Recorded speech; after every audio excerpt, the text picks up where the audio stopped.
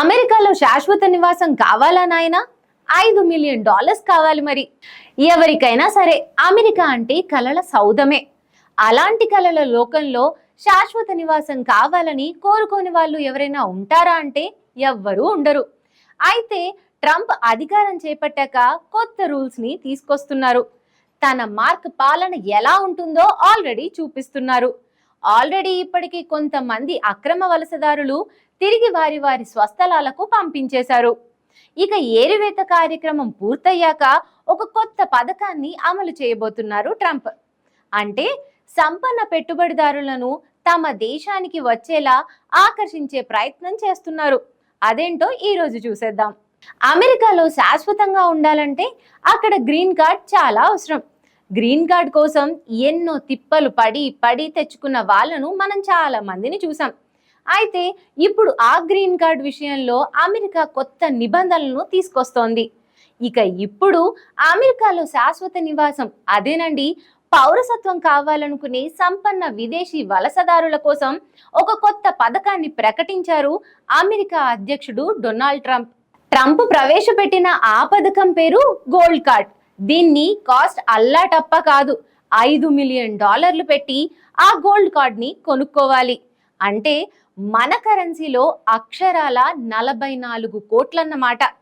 Gold కార్డులు green కార్డుతో సమానం అంటూ విదేశీయులకు ఒక గోల్డెన్ ఆఫర్ ఇచ్చారు.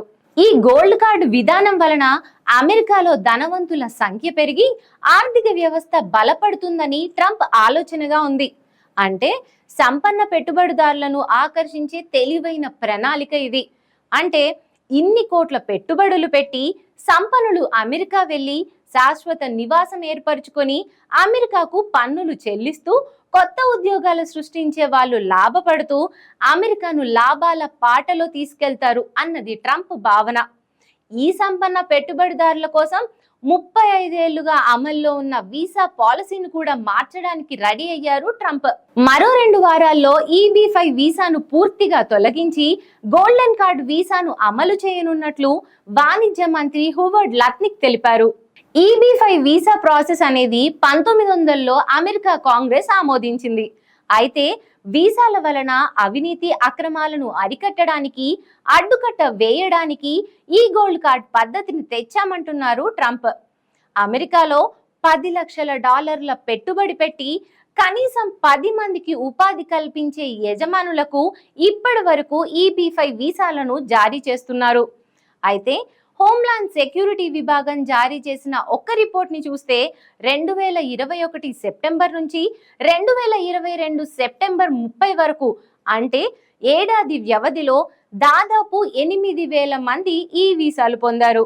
అయితే ఈ విధానంలో ఎన్నో మోసాలు జరుగుతున్నాయని ఒక స్టడీ రిపోర్ట్లో తేలింది. కాబట్టి రాబోయే రోజుల్లో ఇలాంటి వాటికి చెక్ పెట్టి అమెరికాకు పనికొచ్చే సంపన్నులను ఆహ్వానించడమే లక్ష్యంగా ఇప్పుడు గోల్డ్ కార్డ్ ని తీసుకొచ్చింది. ఇకపోతే ఈ గోల్డెన్ వీసాలు వరల్డ్ వైడ్ గా చూసుకుంటే 100కు పైగా దేశాలు, అంటే UK, Spain, Greece, Malta, Australia, Canada, Italy వంటి దేశాలు జారీ చేస్తున్నారు. తమ దేశాల్లో పెట్టుబడులను ఆకర్షించేందుకు సంపన్నులకు ఈ వీసాలు ఇస్తూ ఆకర్షిస్తున్నారు. ఇప్పుడు ట్రంప్ కూడా ఇదే నిర్ణయం తీసుకున్నారు. గోల్డ్ కార్డ్ పొందాలంటే ఎంతమందికి ఉద్యోగాలు కల్పించాలో మాత్రం ట్రంప్ క్లారిటీ ఇవ్వలేదు. ప్రస్తుతం అమెరికాలో EB-5 వీసాల జారీపై లిమిట్ ఉంది. కానీ ఈ గోల్డ్ కార్డు ప్రస్తుతానికి లిమిట్ అనేదే లేదు. 1 కోటి గోల్డెన్ కార్డులను జారీ చేయనున్నట్లు ప్రకటించారు. కనీసం 10 లక్షల గోల్డ్ కార్డులను అమ్మినా సరే ఏకంగా $5 ట్రిలియన్ వస్తాయని, ఈ నిధులతో జాతీయ రుణాన్ని తగ్గించుకోవచ్చని ట్రంప్ చెబుతున్నారు. US లో చదివిన చాలా మంది టాలెంటెడ్ గ్రాడ్యుయేట్స్ ఎంతో మంది అమెరికా నుంచి వాళ్ళ దేశాలకు వెళ్ళిపోయి అక్కడ సక్సెస్ఫుల్ ఆంటర్‌ప్రెన్యూర్ గా మారారని ట్రంప్ అన్నారు. అమెరికాలో చదువుకొని వాళ్ళ దేశాలకు వెళ్ళి బిజినెస్ చేసి మిలీనియర్స్, బిలీనియర్లు అవుతున్నారు. వాళ్ళ ప్రాంతాల్లో ఉపాధి కల్పిస్తున్నారని అన్నారు. అంటే ఇక్కడ చదువుకున్న వాళ్ళు ఇక్కడే జాబ్ చేయాలి, ఇక్కడే ఉపాధి కల్పించాలి, ఇక్కడే బిజినెస్ చేసి తమ దేశ సంపదకు దారి చూపించాలి అన్నది ట్రంప్ ఇండైరెక్ట్ అర్థం అనేది విషయం అర్థమవుతుంది.